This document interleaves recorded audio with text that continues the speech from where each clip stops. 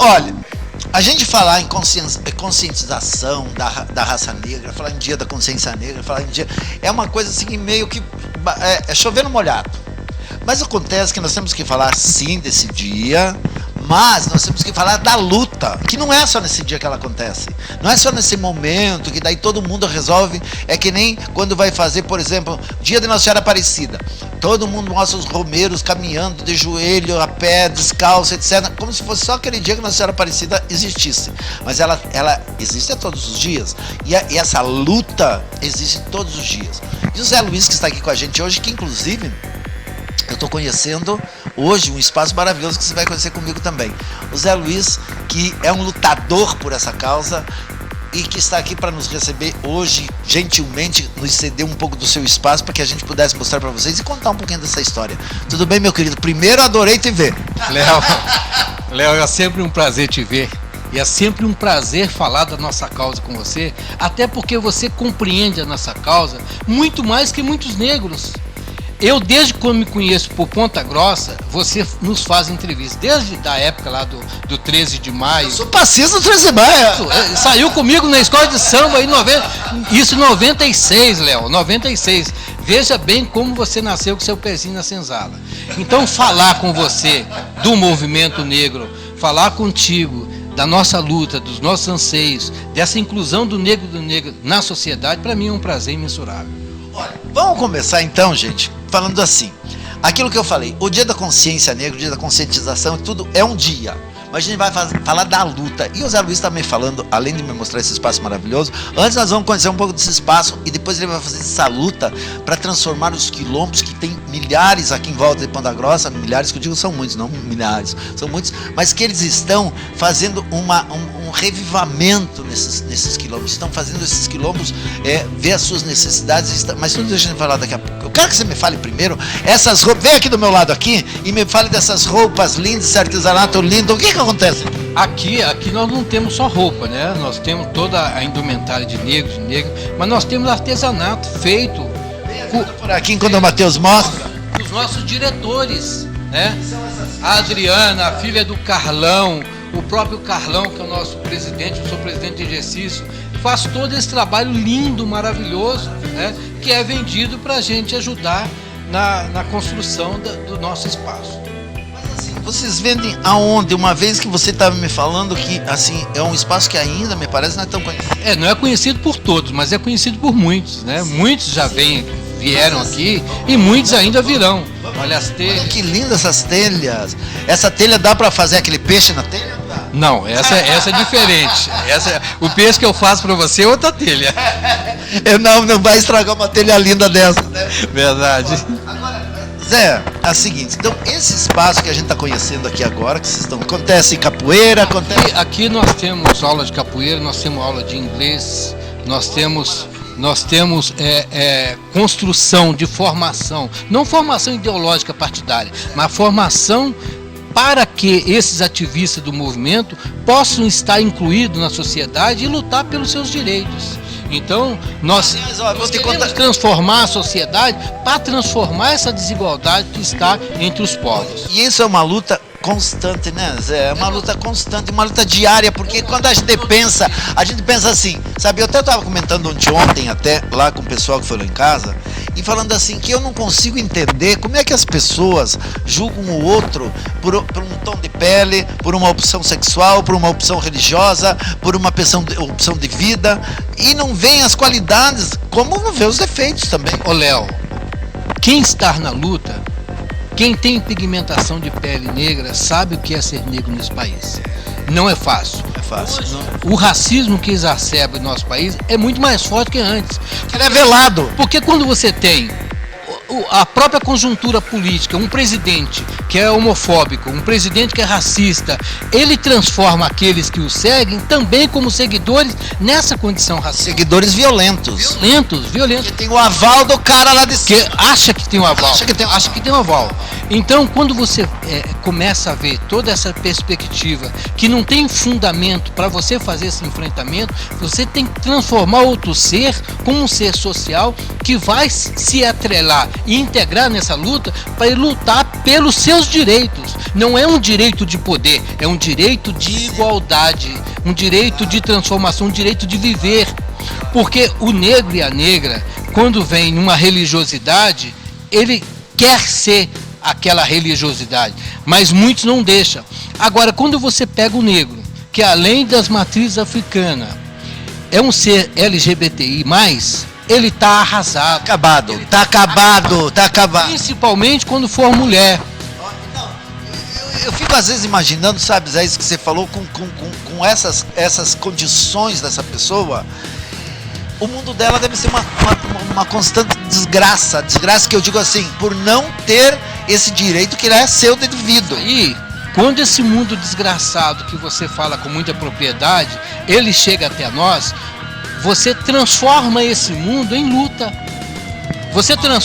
É uma luta difícil porque você já nasce com ela sendo difícil. Você nasce com ela sendo desigual. Por isso, as leis que estão aí imperiosas para que nós conduzamos os nossos processos em igualdade, em equidade.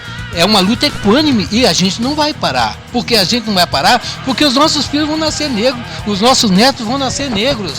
Eu fico imaginando, eu sei o que você está falando, Zé, meu amigo querido, eu sei o que você está falando, mas eu sonho, sabe, que um dia isso terminasse. Eu sei que não vai terminar tão já, eu sei de tudo que você está falando, eu sei que você fala que os nossos filhos vão nascer negros, nossos pais, nossos netos, etc. Eu sei que, mas eu sonho com um dia que isso vai acabar. Eu queria ver esse dia, talvez eu não veja, eu tenho que reencarnar para ver. Não acaba, porque a construção disso é o nascimento educacional. Então, quando o pai é racista, ele ensina o filho dele a ser racista. Se você olhar hoje, o crescimento da xenofobia em sala de aula é muito maior do que no passado, porque ele se apodera daquele poder mesquinho que ele tem para falar, eu posso falar, e ele não pode falar. Nesse ponto eu vou dizer uma coisa para você, a grande divulgadora desse preconceito em todos os segmentos que você já citou, são as mães também, as grandes propulsoras, porque a mãe, ela educa o filho e ela acaba incentivando, às vezes por sem querer, mas às vezes querendo, e vem, a mãe incentiva isso com o aval do pai, porque se a mãe quiser mudar, ela não deixa o pai fazer isso, então a mãe acaba fazendo. A gente sabe que a gente vem num mundo machista, e esse mundo machista, ele pode acabar. O mundo racial, ele não acaba. Mas o mundo machista, ele pode acabar. Também vai demorar, né? Você ensina o seu filho homem a tirar a calça e a mostrar o pintinho para os outros, como se fosse uma coisa bonita. Mas você não faz isso com a menina. A menina, você tem que nascer recatada, compra uma casinha para ela, compra um fogãozinho, que tem que ensinar a ser dona de casa. Então a sociedade, ela tem que moldar-se de uma outra perspectiva que não é a que nós queremos. Nós queremos uma sociedade plural, onde a mulher tem os seus direitos, onde o negro tem os seus direitos, onde não poderia haver leis que imperassem para a tua condição. Nós queríamos que fosse igual. Por isso que é criada a lei, para reparação de valores que não foi construído pela sociedade nos séculos e séculos passados. Agora, vejam vocês, em pleno esse século, onde a internet, onde aproxima as pessoas, onde, claro, tem as coisas boas e ruins, ainda existe essa luta que o Zé está falando, não nesse contexto aqui, onde eles estão formando esse espaço para dar aula de inglês, capoeira, fazer artesanatos, vender, para que esse espaço fique cada vez mais bonito, que já é bonito, mas cada vez melhor. Mas o que acontece é a luta dos quilombos ainda, que vocês têm que lutar nos quilombos, porque os quilombos, me parece, pelo que você me falou anteriormente, estão meio abandonados nas suas localidades. Nós entramos com uma ação civil pública no Ministério Público aqui em Ponta Grossa, pela omissão do governo municipal e pela omissão do governo estadual em relação aos pobres. Por exemplo, nós temos doença que só o negro tem. E a constituição desses valores, ela aumenta cada vez mais quando o governo não tem políticas públicas para fazer com que possa haver essa igualdade. E os quilombos hoje não são esquecidos, porque as nossas lutas, elas acontecem, não é só aqui, é lá dentro do quilombo, é fazendo as políticas solidárias, é fazendo horta comunitária para que eles possam vender, é levando transformação de valores, de ideais, para que eles possam sair daquela vida. Porque se for olhar pelas políticas públicas dos nossos governantes, não existe. Não existe até porque não tem vereadores negros, não tem deputados negros, não tem candidato a presidente da República negro. Então, eles vão levar... Isso é porque assim, as pessoas não querem se expor no sentido assim de levarem, de repente, muita pedrada, ou há barreiras que não permitam. Há barreira racial, há a barreira social. Se não houvesse a barreira social em relação ao racismo, não haveria a Lei 7.716 que trata do racismo. Não haveria um monte de lei, a 10.639, que fala do currículo escolar para representar a história do negro. Se não fosse isso, haveria sim dos negros e brancos ir na mesma igreja, sentar na mesma escola, no ensino superior. Por isso a política de cotas. A política de cotas. Eu vou fazer uma pergunta que eu já sabia até a resposta, mas eu não entendi, que justamente isso que você está falando. A política de cotas, ela veio para dar essa reforma, para fazer essa referência e criar outros valores. E muita gente ainda não aceita a política de cotas, que nós batemos aqui. Essa gente é aquela gente que não aceitaria nada que mudasse essa condição das pessoas de cor ou de qualquer outra pessoa. Então essas pessoas não vão aceitar mesmo. Sempre há polêmica. Quando você vê um banco do ensino superior vazio, não tem problema. Mas quando você vê aquele banco superior sentado com um negro ou uma negra, já vai ter polêmica. Por que criou essa lei para ele e não para mim? É porque aquela reparação do passado, ela não advém no presente e no futuro. Então, há de haver leis que garanta essa reparação tão sonhada por nós e tirada a poder de muito sangue no passado.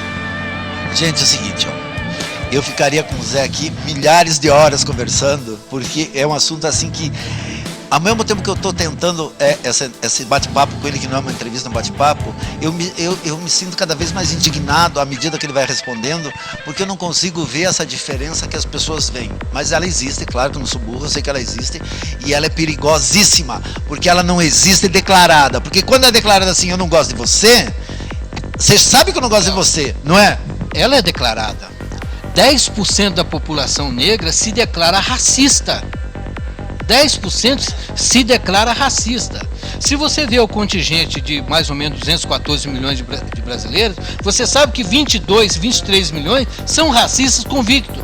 Agora, quando se abre um armário com esse poder de xenofobia, de preconceito, e chama o racismo de injúria, que é uma subversão ao comportamento antagônico de uma Constituição, e a gente chama de racismo, e racismo é crime, e ele deve pagar por esse crime, é muito maior. Nós cremos que 35% da população brasileira é racista.